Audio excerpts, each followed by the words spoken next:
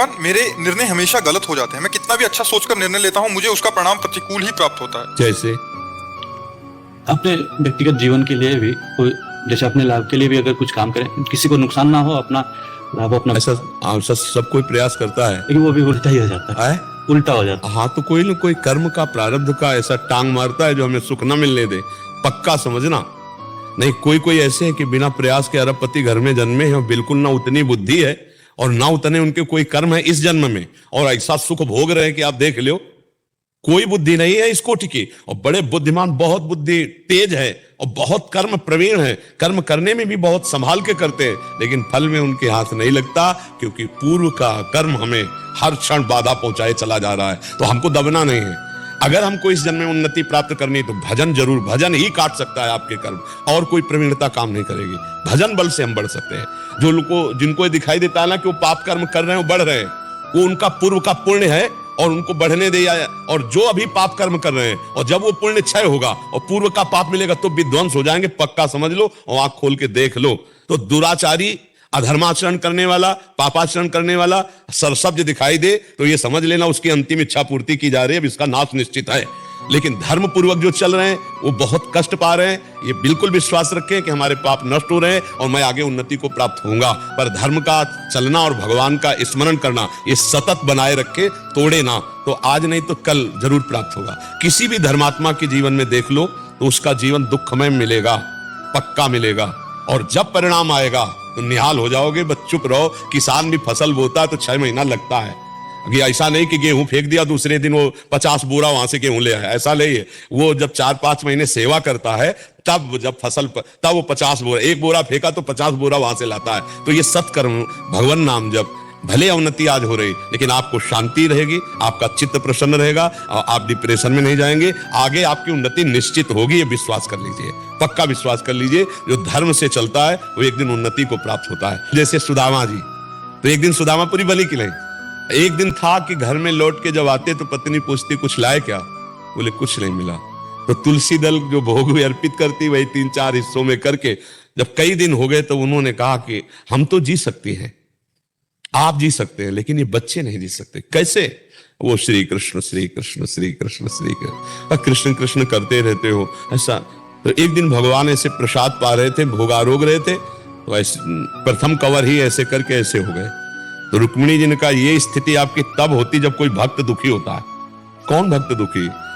तो उनका मेरे एक मित्र हैं बचपन के, सुदामा जी, कई दिन हो गए आज उनके घर में भोजन नहीं। बोले प्रभु आपका मित्र भोजन नहीं, आप इशारा करो त्रिभुवन की राज्य लक्ष्मी, क्योंकि माँ लक्ष्मी का अवतार है रुक्मिणी जी। बोले इशारा तो तब करे ना जब उसके अंदर इच्छा हो, उसके अंदर इच्छा ही नहीं। तो रुक्मिणी जी ने कहा प्रभु अब हम नहीं सह सकती, आप जाओ और इच्छा जागृत करो। तो उनका उसके हृदय में तो नहीं जागृत कर सकता। सुदामा इतना निष्काम भक्त है, उसके हृदय में इच्छा जागृत नहीं कर सकता, उनकी पत्नी के हृदय में इच्छा जागृत कर सकता। तो भगवान एक भिक्षुक के रूप में गए, कहा भिक्षाम दे। तो अतिथि धर्म का ज्ञान रखने वाली सुदामा जी की पत्नी निकली और उन्होंने कहा कि मैं आपको भिक्षा नहीं दे सकती, क्योंकि मेरे यहाँ एक संतान हुई है जिससे मैं अपवित्र हूं। एक जनना सोच होता है, एक मरना सोच होता है। तो मेरे यहाँ जनना सोच है, मैं तुम्हें भिक्षा नहीं। तो बोले मैं 10 दिन बाद आ जाऊंगा। बोले फिर भी नहीं दे पाऊंगी। क्यों? क्योंकि जो हमारी अपवित्रता वो दूर होने वाली नहीं। बोले ऐसा क्या? बोले स्पष्ट बताऊं, दरिद्रता रूपी संतान को हमने जन्म दिया है। दरिद्रता अर्थात मेरे पास कुछ नहीं कि मैं आपको दे दूं। तो बोले सुना है तुम्हारे पति द्वारिकाधीश के मित्र हैं, क्या तुम्हें पता नहीं है? कभी याद दिलाना, अगर एक बार द्वारिका चले गए तो निहाल हो जाएंगे स्वयं भगवान। और भगवान जब उनकी पत्नी आई तो उन्होंने कहा सुना है आपके मित्र श्री कृष्ण द्वारिकाधीश है? बोले हाँ। तो बोले आप जाओ ना, अगर वो आपकी ऐसी दशा देखेंगे ना तो कुछ ना कुछ तो व्यवस्था करें। बोले कभी नहीं जाऊंगा, व्यवस्था के लिए मैं कभी नहीं जा सकता। तो उनका मिलने तो जा सकते हो? बोले हम मिलने जा सकते हैं, पर समस्या है अपने मित्र से मिले या गुरु से मिले जाके, या अपनी कन्या के यहाँ जाए तो कुछ ना कुछ होना चाहिए। तो हमारे दोस्त के लिए कुछ, तो वहां क्या था, एक पड़ोसन के आ गई तो उसने चावल के पछोरने वाले जो आगे तंदुल होते टूटे हुए, हाँ वो दिए। तो वो भी फटे कपड़े में लेकर के भगवान के लिए भेंट, और द्वारिका। और हालत ये थी कि बिवाई पैरों में फटी हुई, फटा कपड़ा, और मित्र कौन है? द्वारिकाधीश। आप देख लो जरा कैसी धर्म की परीक्षा होती। भगवान के कान में जे पड़ा कि सुदामा जी मिलने आए, तो ऐसे भागे कि पूछो मत।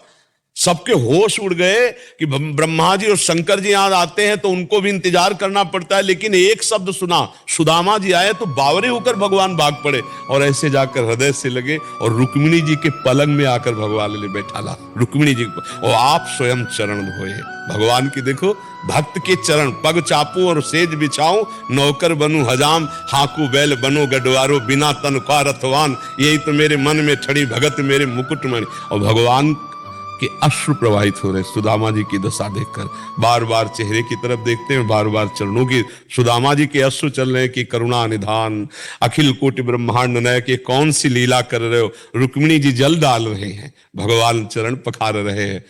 2-4 दिन आराम से रहे। सुदामा जी ने कहा प्रभु चले, बोले हाँ। सुदामा जी मन ही मन हंस रहे कि कह रही थी चले जाओ, कुछ व्यवस्था कर देंगे।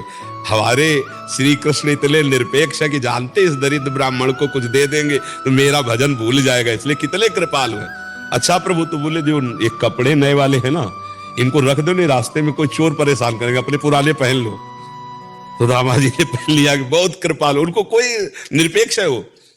भगवान ऐसे चल रहे लीला में, कहा इधर से चले जाना।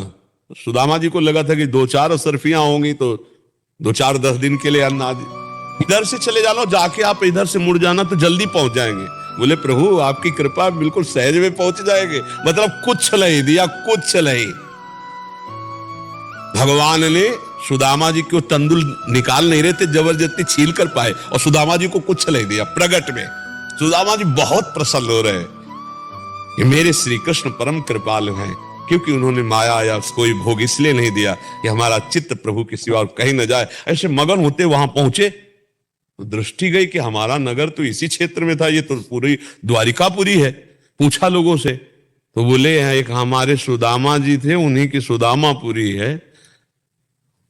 जब देखा पत्नी आरती करने आ रही है, जैसी द्वारिकापुरी वैसी सुदामापुरी की रचना हो गई।